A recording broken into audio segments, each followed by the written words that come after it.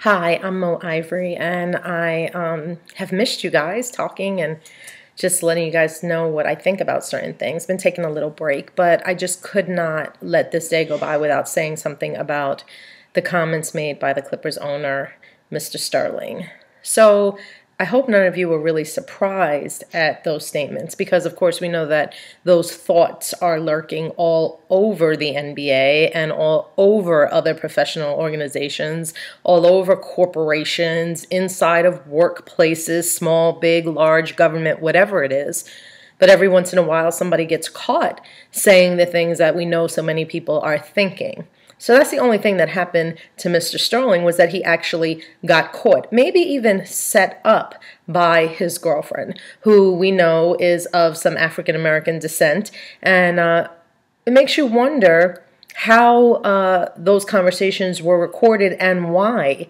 And then why ultimately she felt like she wanted to turn them over to TMZ. Probably because she had just gotten so fed up with his openness with her, because obviously he's been open with her about his thoughts on racism for some time. But because she was benefiting so greatly, which is always a problem that seems to be rampant in our community, that as long as it's profitable, it'll be okay to let our morals, our dignity, our cultural stance be swayed or flexible or maybe even completely ignored if it's for a greater enough benefit. But then sometimes you get to a point where you just can't take it anymore, or there's a place for you to sell it to, or there's an outlet that's calling you and asking you, or whatever other circumstances. But know that there was something all behind that, because you're not dating a man that's probably almost 50 years your senior because you find his conversation and his personality to be great. And also, obviously, she had been dealing with these kind of tirades of his for some time. But, I just had to say that about her, because there's kind of been no conversation about what was going on in their relationship, that she was even recording the conversations that they were having. But nonetheless, she turned them over, and I'm glad she did, because it's one more person that we get to hear their real feelings about what's going on. So do you think he's the only owner in the NBA that feels that way? Are you confused when you think to yourself, well, he had a black girlfriend? Just know, and I mean, we all know this, that the woman that a man lusts after is not the same one that he might invite into his home or leave a trust fund for, or, even allow to have certain luxuries that his own family would have. So we've seen that in slavery times. I mean, it's nothing really brand new about a white man lusting after an African-American woman. So I think that we're clear on what that relationship was all about. But, let's hope that they had something special that they shared between each other that unfortunately probably has come to an end because of this situation. But moving aside from that, I wondered if you were really surprised when you heard those comments, because like I said, they are comments that are rampant, and even thoughts that are rampant throughout our entire culture here in the United States. But somebody I was talking to today, we started having a conversation about the reaction to it. And as we are talking right now, the actual game between the Clippers and the Golden State Warriors is going on behind me, and everybody was all up in arms and saying how great it was that the Clippers players came out and put their jerseys on the inside out and threw them on the floor. So what do you think about that? What kind of statement really was that? I'm angry, I'm going to turn my jersey on inside out and throw it on the floor, and then I'm going to get to playing in the NBA playoffs, which benefit and which will greatly increase the profits for this man who says he doesn't want me at his dinner table. As long as I'm making him money, I'm okay. I don't know, the word slave somehow comes to mind when I think about that. But what a move it would have been on many fronts. And they think that this is one of the things we also have a problem with in our own community, and why we don't sort of have the big reaction to things that people would like to see. Well, number one, the players. Imagine if today, for every NBA playoff game that was going on, if every African-American player said they would not play.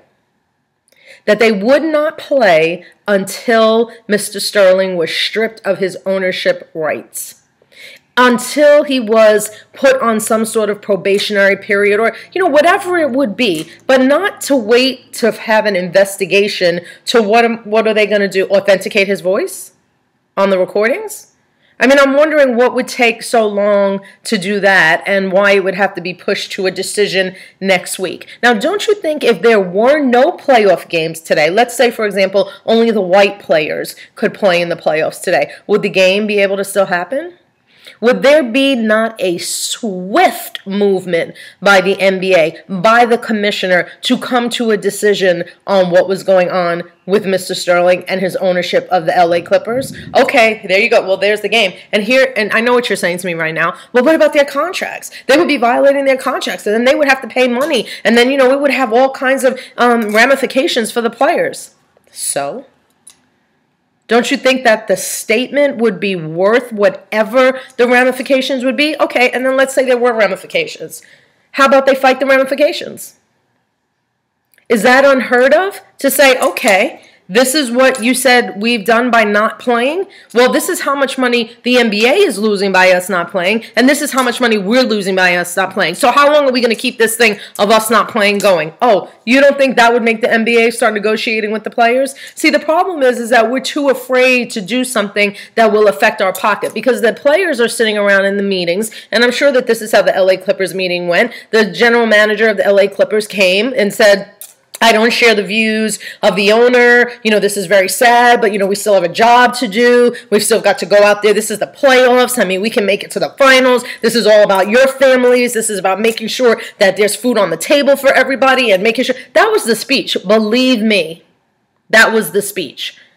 So then after that, nobody wanted to stand up and say, you know what? I don't really care about that. I'm not playing. And then the next one, me neither. And then the next one, me neither. And then what if that happened throughout every team in the NBA to show owners, period, all owners, you cannot have us making you billionaires and then talk about us that way. How about that? Too afraid. Never would happen. Because it's not how we are these days. We're not in that kind of activism mode that way. Activism is turning your shirt inside out and throwing it on the floor. Wow, that's active. Here's another way it could have been affected. What if every black person that has a ticket to a playoff game doesn't go? What if there's no more from there? Okay, forget about don't go. That would leave the stands empty. That would hurt the concessions. That would hurt all that. But okay, I know some of you are saying, well, if you already bought the ticket, why wouldn't you go? Okay, well then what about not buying any more tickets? I mean, I say if you have a ticket, still don't go. If I had a ticket, which I could get a ticket, I would not go. I won't go. Because this is nothing new for the NBA. Racism in the NBA? Oh my God, you've never heard of it before, right? Come on, folks. Really?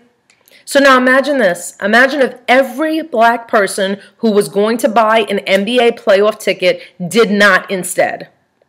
And then called their organization, if they are season ticket holders, call the organization and say, I want a refund until this situation with Mr. Sterling is resolved. I want to know what the NBA is going to do about owners that feel this way, about managers that feel this way, about the culture of racism in the NBA, which, of course, we know is dominated by black men. What if they did that? Do you know how many millions and billions of dollars could be lost in one day by black NBA players making that statement, by black NBA fans making that statement? Now, just imagine if both made the statement at the same time. It would be unbelievable. That's what is called using your purchasing power to get what you want, which we never do. We never do. This is a prime example. We could have had a decision on Mr. Sterling today. We could have had a decision done, finished, over with, because what if the players from the Clippers just didn't go out there and play tonight? What would that have done to the whole playoff schedule? Everything. See, why don't we do that? That's what bothers me. Oh, but let me tell you what somebody said to me today, to which I really said, like, you have to ask that question? Someone said, well, what if the owner, what if what he said would have been about Jews? Or what if it would have been about gay people? What do you think the reaction would have been? Come on. We already know what the reaction would have been. He would have been signing his resignation letter as the announcement was being made. And you know why? Because of the power of the base. Because of the power of what Jewish people all across America would have done if somebody would have said something like that. And that's to their credit. That's to the credit of what the gay alliance, the LGBT groups would have done if he would have said something like that about gay players not coming to the games. Can you imagine? Oh, there would be no, well, we're going to come up with a decision by Wednesday, or we're going to have a investigation and we're going to figure out what happened. Figure out what happened? What do you need to figure out what happened? You have the tapes, authenticate his voice, and then say, that's what he said, he's out. But you know why? Because we don't have that kind of power. You know why? Because we don't use it. Because we don't hold our dollars back for our gain, for our benefit. We don't. And that's the reason why, if it would have been any other way, Mr. Sterling would have been out of the NBA tonight on a Sunday. He would have been finished, done with. They would have had an interim owner in right now. As a matter of fact, they might have offered the team to Magic Johnson. Now, how much of a poetic justice move would that have been? See, we don't do what we know we have the power to do because we don't speak with our money. So that is the bottom line. If you want Mr. Sterling and every other racist owner or every other person who acts a certain way towards you, then stop putting money in their pockets. And that's what we do all the time. And then we don't bring our base. We don't have our power. Oh, wait a minute. Did you know that the Los Angeles NAACP was supposed to be giving him an award on Monday? And as of this morning, and I hope it has changed, I haven't checked this afternoon, but I sure hope it has changed that they have decided not to. But this morning, they still hadn't decided what they were going to do. Okay, really?